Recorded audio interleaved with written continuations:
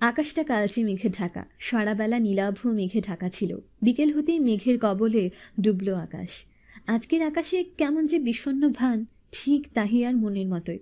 বিষণ্ণ মুখ, বর্ষামুখর চোখ, দৃষ্টি ভরা উদাসীনতা ওর।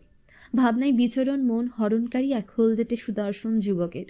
কানে বাজছে হিয়া শব্দটা।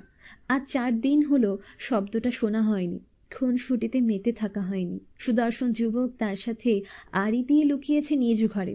দেখা নেই, কথা নেই, কল দিলে ধরার নামটাও নেই।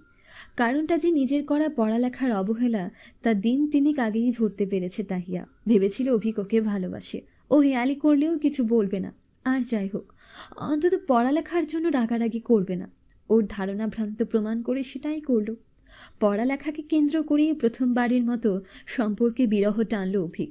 রাগটা অভিকের পক্ষ থেকে বলে অভিক নিজের মনকে শক্ত রেখে কথা না বলে থাকতে পারছে, কিন্তু তাহিয়ার পক্ষ থেকে তো রাগের আভা নেই। ও বিনা পূর্বাভাসে আশা বিরহ সহ্য করতে পারছে না, দগ্ধ হচ্ছে বিরহের আগুনে।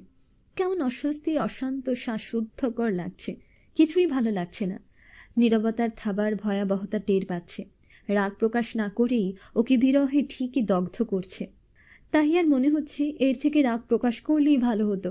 টেবিলে গালে হাত দিয়ে বসে জানালা দিয়ে আকাশ দেখছে তাহিয়া। এই কাজেও অনীহা আসছে, মনটা বিরহে মাতছে, কলম ধরেছে বিরহের। আমার জীবনে বসন্ত হয়ে এসেছিলে তুমি। বসন্তের প্রকৃতির মতোই রঙিন রূপে সেজেছিলাম আমি। যেই ক্ষণে তোমার দেওয়া বসন্তের রূপে জীবন মগ্ন, সেই ক্ষণে তুমি এনে দিলে শ্রাবণের প্লাবন লগ্ন। তুমি হারিয়েছিলে আক্রোশের আজ্ঞাবহে আমায় একাকিত্ব উপহার দিয়ে তুমি মিশেছিলে কুহেলিকায়। তুমি চেয়েছিলে একাকিত্ব আমায় হাতছানি দিক। আজ আমি একাকিত্বের সান্নিধ্যে দাঁড়িয়ে তোমার অপেক্ষায় আপেক্ষিক। শীতাতপ কোমল প্রভাতের শিশির বিন্দু স্পর্শ করার মাঝে আমি তোমার অপেক্ষা করি।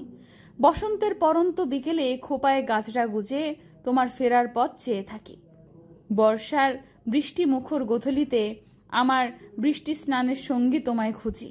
শরতের ভর দুপুরে শুভ্র কাশফুলের মাঝে তোমায় খুঁজে ফিরি। তুমি ফিরবে বলে মনের দুয়ার খোলা রাখি। তুমি আসবে বলে বরণ ডালা সাজিয়ে রাখি। তুমি ফিরবে বলে বকুল মালা গাঁথতে থাকি। তোমায় শোনাবো বলে তোমার নামে কবিতা লিখি। তুমি কি ফিরবে আমার দেশে? আমার অস্তিত্বে আবির ছড়াবে আবার নানা বেশে। কুহেলিকার চাদর সরিয়ে শুনবে কি আমার কথা? আমি যে আজও বুনি তোমার নামের প্রেমের কথা।